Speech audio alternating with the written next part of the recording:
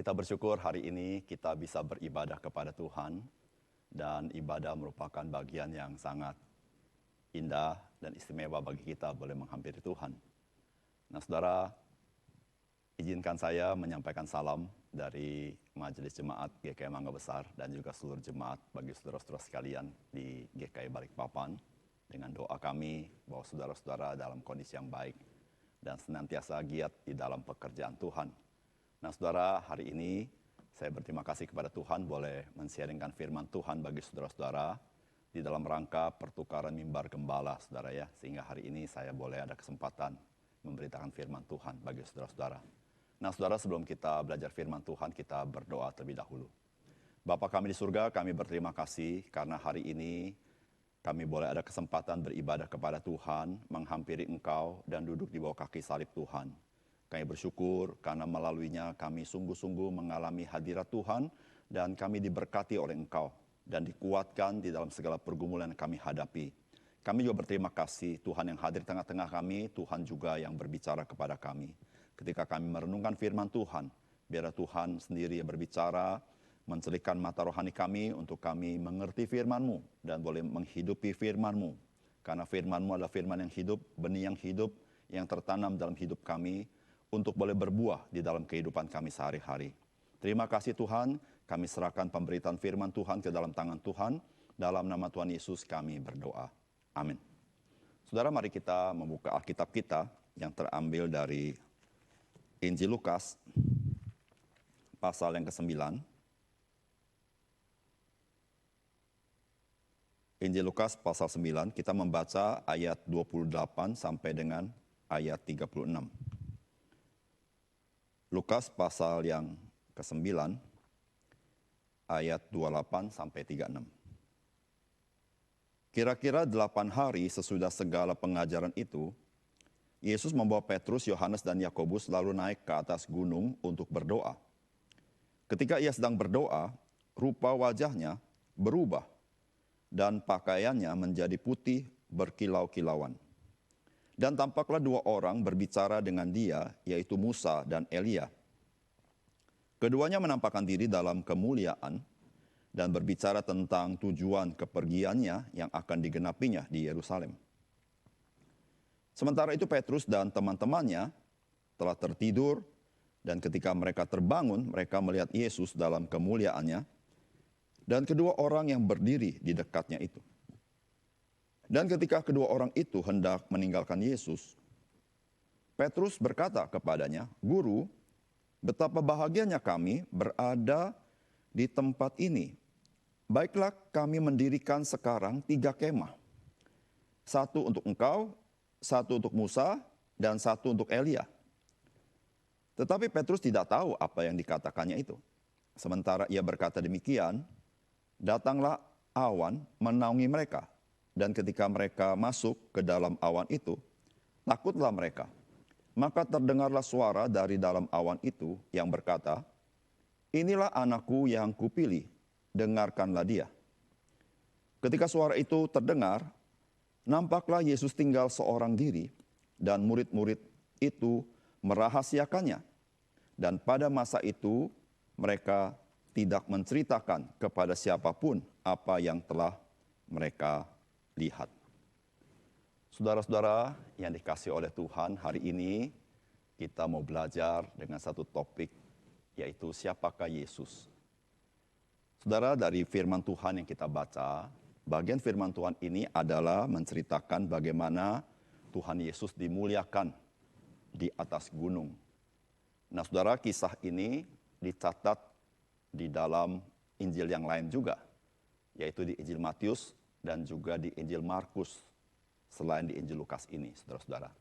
Nah, saudara yang kasih dalam Tuhan, ketika kita membaca bagian firman Tuhan ini, maka saudara, ketika saudara membaca bagian ini lalu membaca ke bagian atasnya sebelumnya, yaitu di dalam ayat yang ke-18, di situ di dalam satu judul pengakuan Petrus. Maka ketika saudara membaca dari ayat 18 sampai dengan ayat 27, maka saudara kita menemukan ada satu pattern yang sama daripada kedua bagian ini. Patternnya apa? Yang pertama-tama, saudara, dimulai di ayat 18, diawali dengan Yesus berdoa. Saudara. Yesus berdoa. Kalau saudara membaca, di dalam ayat 28 juga Yesus berdoa. Kemudian saudara-saudara, pattern selanjutnya adalah terkait dengan siapakah Yesus. Saudara-saudara, itu juga dinyatakan di dalam Yesus dimuliakan di atas gunung. Kemudian saudara-saudara dibicarakan tentang apa yang akan terjadi dengan Yesus Kristus, yaitu peristiwa kayu salib di kota Yerusalem. Itu dikatakan di ayat 22. Itu pun dikatakan di dalam transfigurasi dari Tuhan Yesus. Kemudian saudara-saudara juga dibicarakan bagaimanakah kita sebagai orang percaya menjadi murid Tuhan Yesus.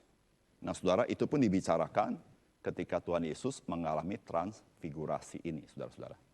Nah saudara-saudara, ini sesuatu yang menarik, ya, karena apa yang terjadi di dalam kisah-kisah sebelumnya, itu juga dinyatakan di dalam kisah transfigurasi Tuhan Yesus. Yang berbeda adalah hanya sumbernya yang menyatakan itu, saudara. Nah saudara, peristiwa transfigurasi Tuhan Yesus adalah peristiwa yang luar biasa. Saudara, di sini dikatakan sebagai Yesus Kristus dimuliakan. Mengapa demikian? Karena memang saudara-saudara, dengan kedatangan Yesus Kristus ke dalam dunia, dia berinkarnasi, maka sebetulnya dia sedang merendahkan diri. Yesus Kristus adalah Allah itu sendiri. Dia yang maha besar itu. Dia menciptakan segala sesuatu sebagaimana dicatat dalam Kejadian pasal 1. Saudara-saudara, firman itu, saudara-saudara, menciptakan segala sesuatu. Bahkan Yohanes pasal 1 berkata, tanpa firman tidak ada segala sesuatu yang terjadi dari segala sesuatu yang telah dijadikan. Artinya apa, saudara? Artinya firman menjadi faktor yang sangat penting untuk segala sesuatu ini ada. Dan firman itu, dia ada kekal.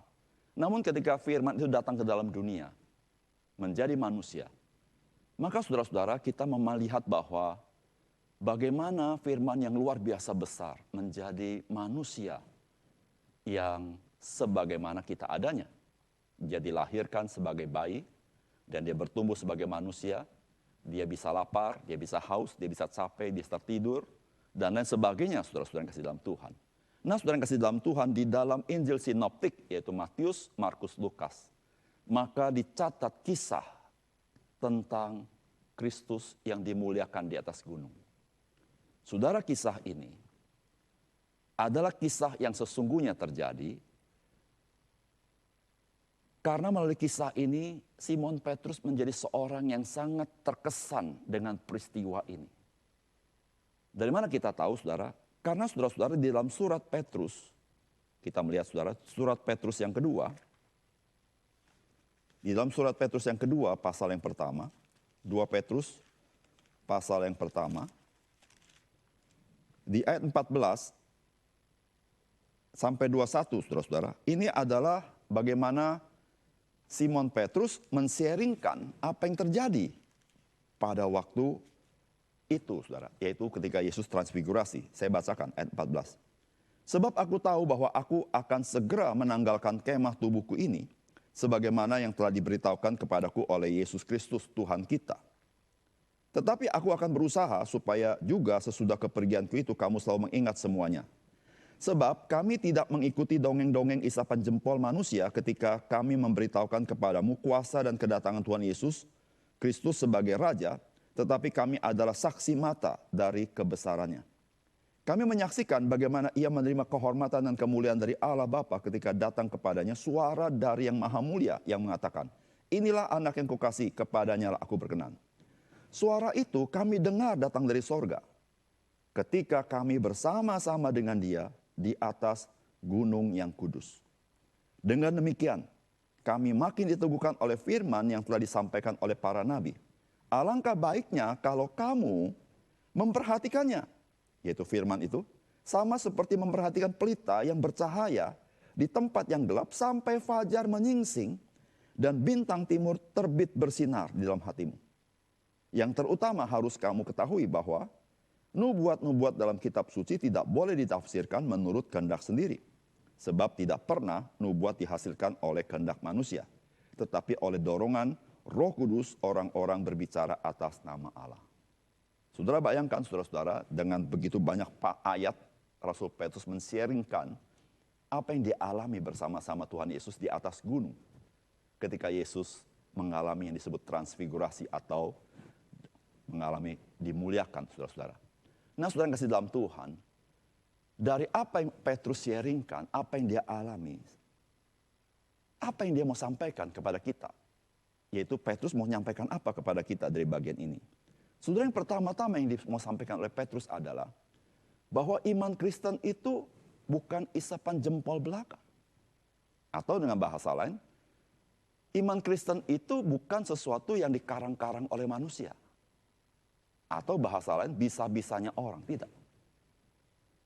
Saudara, Rasul Petrus ketika menyaksikan Yesus dimuliakan itu, dia disadarkan bahwa apa yang dia saksikan itu, apa yang dia alami itu adalah sesuatu yang sifatnya benar dan real. Saudara, saudara, di dunia ini ada banyak hal. Sesuatu yang sesungguhnya tidak demikian. Namun dibuat seperti begitu rupa sehingga bagaikan sesuatu yang begitu berharga. Saudara, kita sering mengalaminya bukan? Dan kita tahu, saudara-saudara. Tetapi saudara-saudara, Rasul Petrus mengatakan dalam suratnya bahwa kekristenan bukan isapan jempol belaka. Yang kedua, saudara-saudara, Rasul Petrus memberikan pesan kepada kita bahwa kita ini harus sungguh-sungguh memperhatikan firman Tuhan.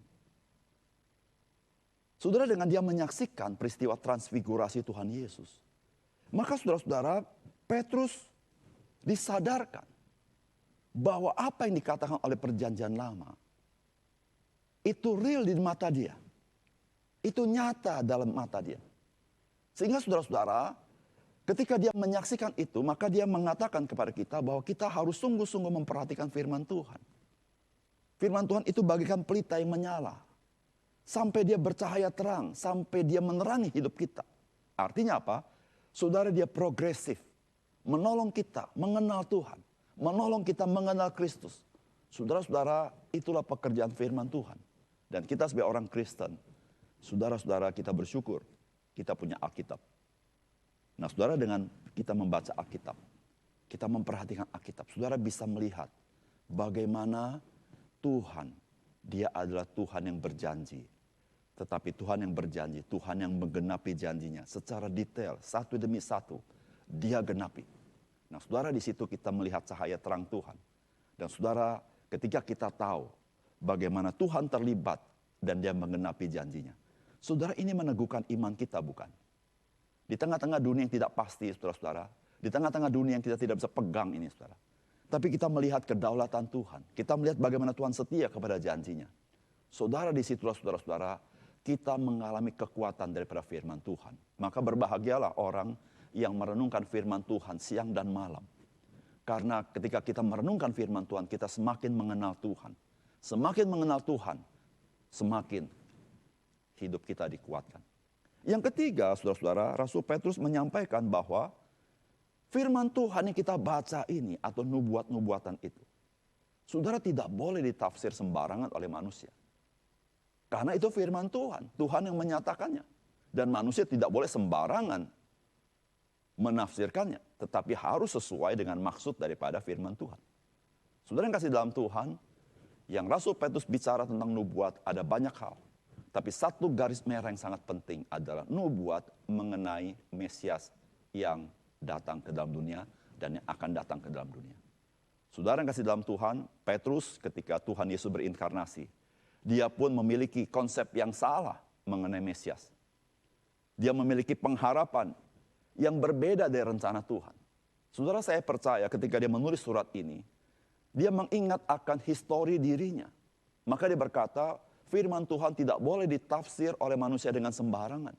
Tapi kita harus hati-hati, kita mengerti dengan baik, karena itu adalah perkataan Tuhan.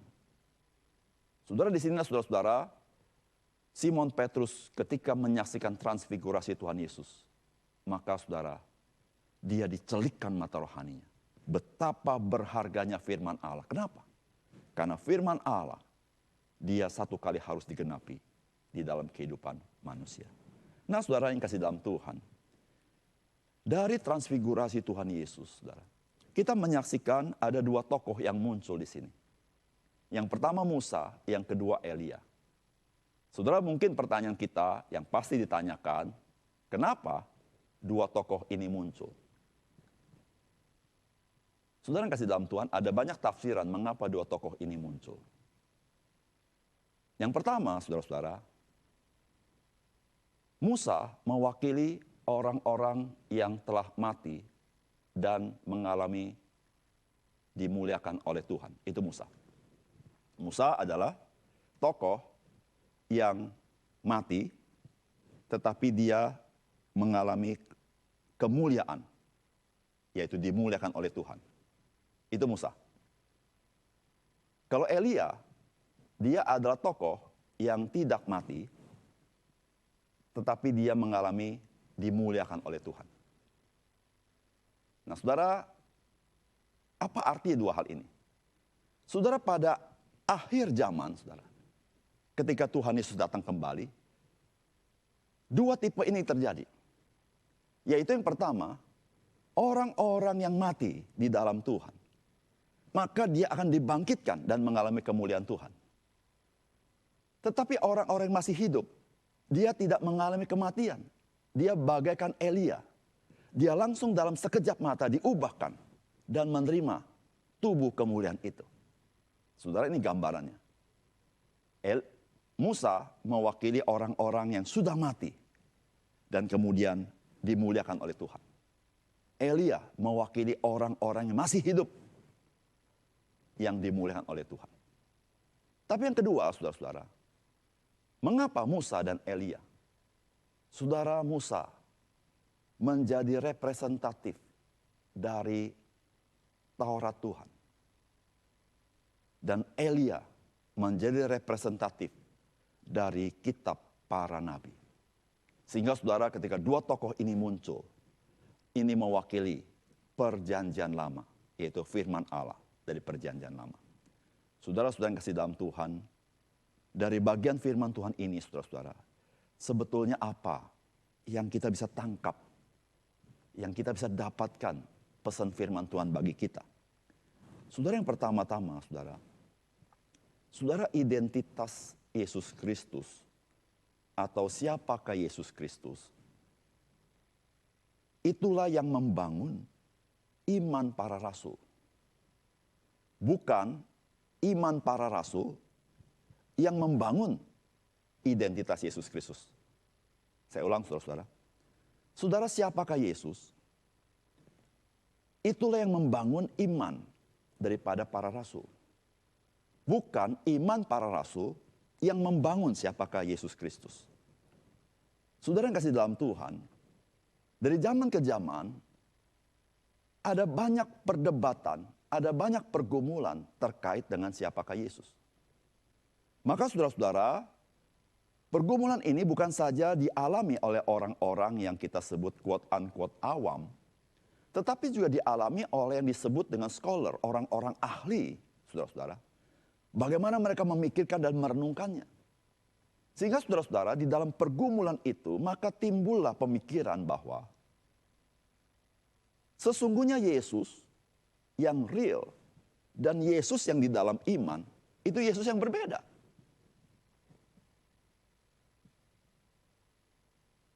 Sesungguhnya apa yang kita baca, dikatakan, itu adalah Yesus yang di dalam iman.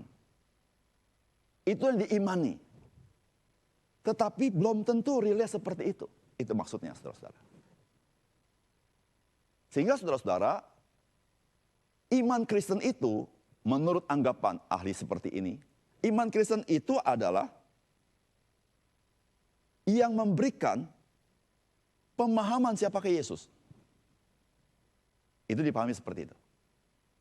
Sehingga iman Kristen itulah yang membentuk identitas siapakah Yesus.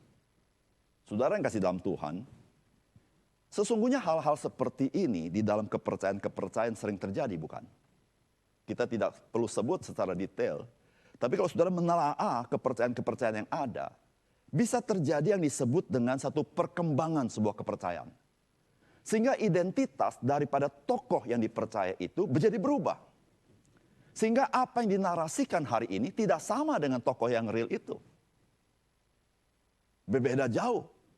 Lalu saudara-saudara, yang menarik adalah apa yang disaksikan hari ini, ada catatan yang membuktikan siapa dia, sehingga tidak ada saksi. Sehingga orang hari ini hanya dapat percaya dengan apa yang disebut dengan kepercayaannya. Nah, saudara-saudara, tokoh-tokoh yang memikirkan mengenai Yesus ini, memikirkan iman Kristen seperti itu. Tapi saudara yang kasih dalam Tuhan, melalui peristiwa transfigurasi Tuhan Yesus, maka Alkitab memberitahukan kepada kita, siapakah Yesus? Itulah yang membangun iman para rasul. Bukan sebaliknya. Saudara, mengapa saya katakan demikian? Saudara, sesungguhnya murid-murid Tuhan Yesus tidak pernah punya konsep tentang siapakah Yesus. Bahkan kalau saudara baca surat Petrus, dia sendiri waktu bersama-sama Yesus, dia sendiri mempunyai misleading mengenai siapakah Yesus. Meskipun sebelum dari peristiwa ini, Simon Petrus mengakui Yesus adalah Mesias, anak Allah. Tetapi dalam tindak lanjutnya selanjutnya, saudara-saudara, kita perhatikan. Cara dia memandang Mesias, anak Allah ini pun, saudara-saudara, masih samar-samar. Sehingga saudara tidak heran di antara murid-murid berbicara siapa yang terbesar di antara mereka. Kenapa? Karena mereka memikirkan Mesias itu adalah Mesias politis. Dia menjadi raja orang Yahudi. Saudara yang kasih dalam Tuhan, disitulah mengapa Simon Petrus berkata, firman Allah jangan ditafsirkan sembarangan. Saudara yang kasih dalam Tuhan, dari bagian ini, maka firman Tuhan memberitahukan kepada kita, siapakah Yesus? Itulah yang membentuk iman Kristen. Saudara, kekristenan tidak sedang membangun sebuah dogma sendiri dengan pemikiran sendiri. Bukan. Saudara, ketika bicara dogma Kristen, saudara, dogma Kristen yang sesungguhnya itu keluar dari firman Allah. Keluar daripada intisari firman Allah, apa yang dinyatakan oleh firman Allah. Saudara, demikian juga ketika kita berbicara mengenai Alkitab adalah firman Allah. Saudara, bukanlah konsili yang menentukan Alkitab adalah firman Allah. Tetapi konsili tunduk kepada penyataan Alkitab bahwa dia adalah firman Allah. Bukan saya yang memberikan label Alkitab adalah firman Allah. Tapi firman Allah sendiri memberitahukan kepada kita dia itu firman Allah. Sehingga kita sebagai orang Kristen harus terima dia adalah firman Allah. Saudara, Alkitab dari zaman ke zaman diuji, saudara-saudara. Tapi Alkitab memberitahukan bahwa dia berbeda dari buku yang lain. Bukan dari kualitas kertasnya.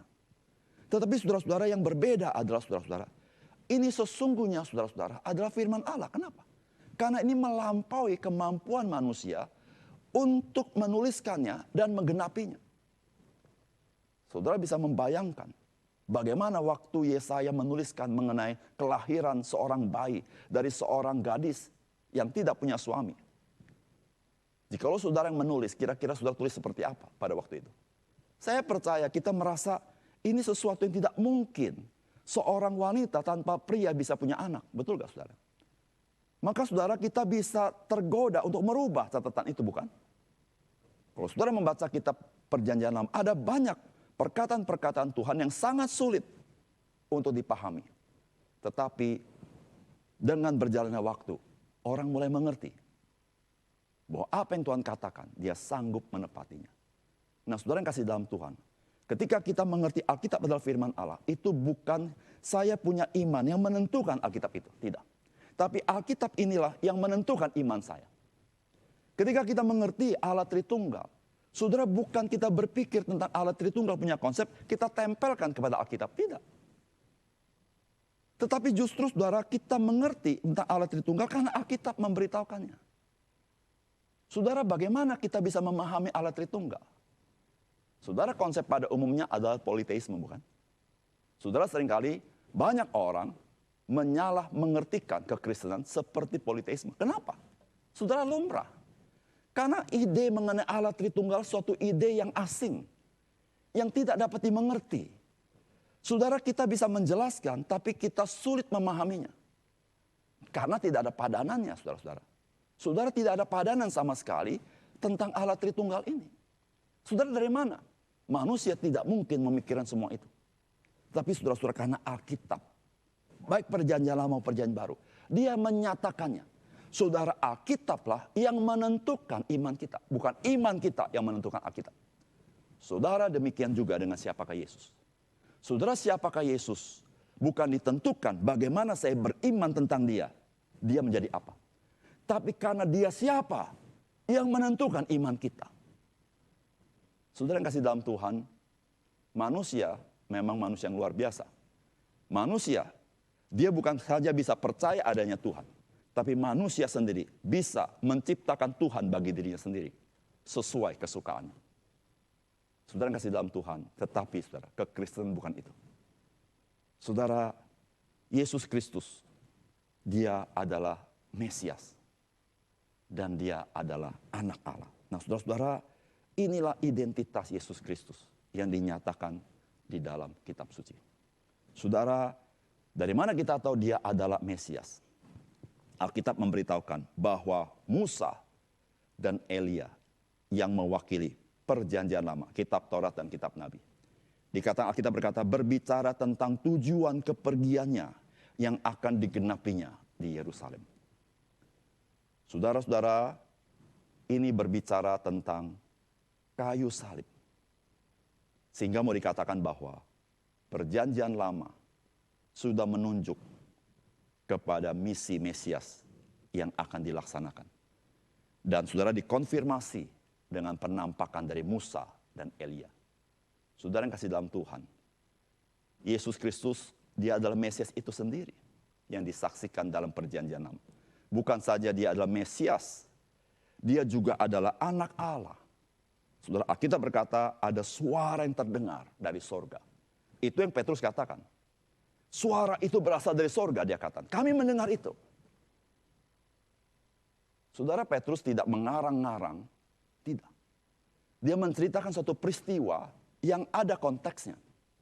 Kalau saudara baca Alkitab kita, dalam banyak peristiwa, dalam seluruh peristiwa ada konteksnya, saudara-saudara. Sehingga bisa diuji. Saudara, kalau suatu peristiwa tidak ada konteksnya, suatu perkataan tanpa konteks, saudara sangat sulit untuk kita uji. Tetapi saudara, ketika Alkitab dikisahkan dalam sebuah konteks, maka lebih mudah diuji. Saudara, ketika Petrus berbicara mengenai Yesus dimuliakan di atas gunung, ada konteksnya. Di atas gunung. Nah saudara, di dalam Injil, tercatat di dalam 3 Injil. Matius, Markus, Lukas mencatat peristiwa itu. Saudara, ada suara yang terdengar dari sorga. Dikatakan, dia anakku. Saudara, inilah identitas Yesus Kristus yang menentukan iman kita. Bukan iman kita yang menentukan siapakah Yesus. Yang kedua, saudara. Saudara, bagian firman Tuhan ini mengajarkan kepada kita bahwa identitas Yesus Kristus atau siapakah Yesus Kristus, bagaimana kita mengimplementasikan dalam kehidupan kita sebagai orang percaya. Maka implementasi yang paling tepat adalah sebagai orang percaya, kita taat sepenuhnya kepada Yesus Kristus. Saudara, ini yang dipesankan di dalam transfigurasi Tuhan Yesus, yaitu suara dari sorga yang mengatakan seperti ini. Inilah anakku yang kupilih, dengarkanlah dia. Saudara, kalimat ini memberikan pesan yang sama sebagaimana kalimat-kalimat sebelumnya, saudara-saudara. Saudara, di dalam ayat 23, Yesus berkata begini, setiap orang yang mau mengikut aku, ia harus menyangkal diri, memikul salibnya setiap hari, dan mengikut aku. Saudara, ini berbicara apa? Saudara, ini berbicara sebuah ketaatan yang mutlak. Kata dengarkanlah dia, artinya apa? Hendaklah kamu tunduk kepada dia. Saudara, kenapa tunduk kepada dia? Bukan karena dia nabi. Bukan karena dia guru yang baik. Bukan karena dia seorang moralis. Bukan. Bukan karena dia seorang yang memiliki kualitas sebagai manusia yang lebih baik dari manusia lain. Tidak. Saudara, Alkitab mengatakan, firman Allah berkata, karena dia adalah anak Allah itu. Karena dia adalah Allah itu sendiri. Saudara-saudara, kepada Allah itu sendiri, saudara-saudara, maka saudara-saudara, tindakan sikap kita yang masuk akal adalah, saya mendengarkan. Kata mendengarkan di sini artinya saya tunduk kepadanya. Nah saudara-saudara, pengertian saya tunduk kepadanya itu Yesus katakan kamu harus menyangkal diri. Menyangkal diri artinya saudara-saudara, saya mau rela ikuti apa yang Tuhan mau. Itu menyangkal diri. Dan pikul salib dan rela membayar harga apapun. Saudara, ini adalah sebuah respons yang tepat. Yaitu ketaatan mutlak. Saudara yang kasih dalam Tuhan. Sebagai orang percaya, kita percaya bahwa Yesus adalah Tuhan. Kita percaya Yesus adalah anak Allah. Namun pertanyaannya adalah saudara-saudara, apakah kepercayaan kita memiliki korelasi dengan perilaku kita sehari-hari? Saudara, ternyata pengakuan iman ada kalanya tidak cocok sama perilaku iman kita. Pengakuan iman kita dan perilaku iman kita dalam kehidupan sehari-hari seringkali bisa tidak cocok, saudara. Nah, saudara-saudara, seringkali tidak cocok ini bisa banyak faktor yang menentukan. Salah satu faktor yang bisa terjadi adalah ketika kita memiliki pengakuan iman yang hanya ditaruh di dalam knowledge kita. Saya tahu. Saudara, ternyata tahu itu belum tentu dihayati.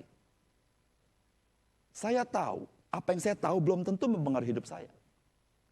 Oleh karena itu saudara-saudara, ada orang Kristen yang punya pengetahuan banyak mengenai Alkitab, tetapi kehidupannya tidak cocok dengan pengetahuan itu. Karena dia taruh dalam hanya tahu. Saudara-saudara, iman itu memerlukan pengetahuan, pasti saudara. Ya, iman itu perlu pengetahuan. Oleh karena itu iman timbul dari pendengaran akan firman Allah. Iman perlu pengetahuan. Tapi pengertian iman, saudara-saudara, bukan pengetahuan semata-mata. Tapi iman itu adalah ketika kita menaruh hidup kita kepada siapa kita imani. Nah, itu iman. Waktu saya menaruh diri kita kepada siapa yang kita imani, itulah iman, saudara. Iman itu ada korelasi dengan komitmen kita kepada seseorang, yaitu kepada Tuhan tentunya.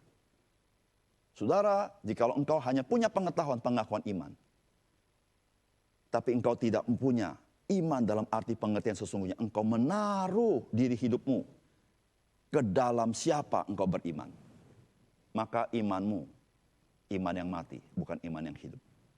Tetapi ketika imanmu selain engkau punya pengetahuan mengenai siapa, kepada siapa engkau beriman, tapi engkau menaruh hidupmu sesuai dengan apa yang engkau tahu kepada Dia yang berdaulat itu, saudara, imanmu menjadi iman yang hidup. Saudara tahu artinya iman yang hidup? Bukan imannya itu yang hidup, tetapi saudara akan mengalami hidup Tuhan itu. Saudara, ketika engkau menaruh hidupmu ke dalam tangan Tuhan, Tuhan yang sejati, Tuhan yang hidup, saudara akan mengalami kuasa kasih Tuhan yang luar biasa. Disitulah saudara-saudara bagaimana orang Kristen, dia terdorong bersaksi. Saudara, mengapa banyak orang Kristen tidak bisa bersaksi? Ya, salah satu bisa karena takut. Salah satu bisa karena malu seperti Timotius. Tapi ada banyak faktor lain. Salah satu faktor yang sangat utama adalah orang Kristen itu sendiri tidak mengalami Tuhan itu yang ajaib. Sehingga mulutnya terkunci, tidak bisa berbicara. Karena dia pun tidak merasa apa-apa. Kenapa? Karena dia taruh hanya di pengetahuan. Dia tidak taruh hidupnya ke dalam tangan Tuhan. Nah, saudara, Allah Bapa di surga berkata, inilah anakku, dengarkanlah dia. Saudara, artinya apa? Saudara, jikalau engkau ingin mengalami Yesus Kristus dalam hidupmu, maka engkau harus menaruh hidupmu ke dalam tangan Dia. Saudara, tidak cukup engkau berkata, saya tahu Yesus juru selamat. Tidak cukup. Saudara, tidak cukup engkau hanya berkata, saya tahu Yesus bisa mengampuni dosa saya. Tidak cukup. Engkau berkata, saya tahu Yesus juru selamat. Tapi dengan pengetahuan ini engkau tidak diselamatkan. Saya tahu Yesus bisa mengampuni. Dengan pengetahuan ini engkau tidak diampuni. Tapi bagaimana engkau bisa diampuni dan engkau diselamatkan? Engkau berkata, saya tahu Yesus juru selamat. Saya tahu Yesus bisa mengampuni. Dan engkau berkata, Tuhan Yesus tolong saya. Saya orang berdosa. Saya tidak sanggup menyelamatkan diri saya. Saya orang cilaka. Saya binasa. Tuhan satu-satunya yang bisa menolong saya dan engkau. Tuhan Yesus tolong saya. Saya percaya kepada engkau. Saudara, pada titik ini, engkau adalah orang berbahagia. Kenapa? Karena pada titik itu engkau mengalami kasih dan kuasa daripada Tuhan Yesus. Saudara yang kasih dalam Tuhan, siapakah Yesus? Itu penting sekali. Tetapi saudara, siapakah Yesus dalam kaitannya dengan saya? Itu sangat menentukan hidup saya. Kalau engkau hanya tahu siapakah Yesus, tapi tidak ada kaitan dengan dirimu, maka dia hanyalah dia. Tetapi ketika engkau tahu siapakah Yesus, dan engkau ada kaitannya dengan dia, sebagaimana Mazmur Daud 23, bukan? Dikatakan, Tuhan adalah gembalaku. Daud tidak berkata, Tuhan adalah gembala. Tidak. Daud berkata, Tuhan adalah gembalaku. Di Mazmur lain berkata, Tuhan adalah terangku, keselamatanku. Saudara perhatikan. Dia kenal Tuhan. Dan dia tahu ada relasi Tuhan dengan saya. Yesus adalah juru selamatku.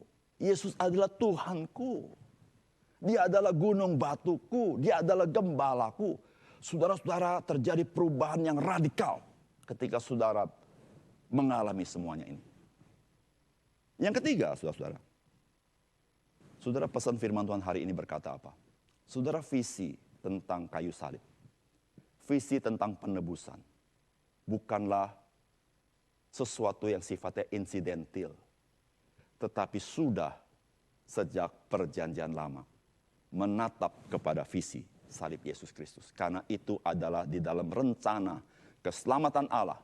Kapan mulainya? Di dalam kekekalan dari hati Tuhan yang mengasihi kita.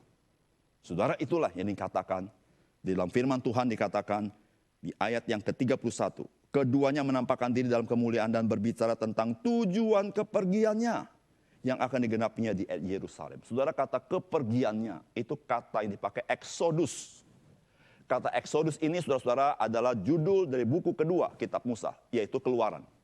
Saudara, kata Exodus ini adalah menggambarkan bagaimana Musa membawa keluar umat Tuhan dari tanah Mesir masuk ke tanah perjanjian. Saudara-saudara, ketika Musa membawa keluar umat Tuhan dari tanah Mesir, saudara-saudara, pesan yang sangat kuat adalah bahwa Tuhan menebus umatnya dari perbudakan Mesir. Nah, saudara, kata Exodus itu muncul di kalimat ini, memberitahukan kepada kita bahwa Yesus Kristus, dialah naik ke atas kayu salib, dia akan melakukan penebusan bagi orang-orang pilihannya. Saudara, disitulah saudara-saudara yang kasih dalam Tuhan, kita melihat rancangan keselamatan Tuhan yang sejak perjanjian lama, sejak Kejadian pasal 3:15, saudara, terus berlangsung sampai kita Maliaki, dan dinyatakan dalam Injil Matius dan Markus, Lukas, Yohanes. Dan kemudian para rasul menulis surat-suratnya, saudara-saudara, dan kita menatap ke kamar masa depan di mana Yesus akan datang kembali. Saudara-saudara, itulah garis besar dunia ini yang Allah rancangkan. Allah kita bukan Allah yang sifatnya insidentil, yang terkejut dengan situasi dunia yang tidak. Justru kita yang terkejut dengan rencana Allah yang begitu agung. Saudara yang kasih dalam Tuhan, inilah iman Kristen. Saudara, sentralitas dunia ini, sentralitas masa depan dunia ini ada di dalam Yesus Kristus. Oleh karena itu, saudara, betapa penting engkau mengenal Yesus, bukan? Karena dia menentukan segala sesuatu. Celakalah orang yang tidak mengenal Yesus. Karena siapa yang kau kenal ini adalah pribadi yang sangat menentukan seluruh sejarah dunia. Termasuk nasib hidupmu dan hidupku di dalam tangannya. Kenapa? Karena dia adalah Mesias. Dia ada anak Allah. Oleh karena itu, saudara, bagi kita yang percaya, mari kita taat kepada dia. Bagi kita yang belum percaya, buka hati, percaya kepada dia. Karena dia mengasihi engkau dan dia mau menyelamatkan engkau. Mari kita berdoa. Bapa surga, terima kasih untuk kebenaran firman-Mu. Biar Engkau meteraikan dalam hati kami. Dari apa yang kami pelajari, sungguh-sungguh ya Tuhan mengetuk hati kami. Betapa penting mengenal Yesus, betapa penting memiliki relasi dengan Engkau, betapa penting menyerahkan hidup kami kepadamu. Karena Engkaulah sentralitas seluruh sejarah dunia, Engkaulah yang memulai, Engkau yang akan mengakhiri dunia yang fana ini. Dan Engkau memberikan langit dan bumi baru. Tuhan, terima kasih. Berkati firman-Mu menjadi berkat bagi kami semua. Dalam nama Tuhan Yesus kami berdoa. Amin.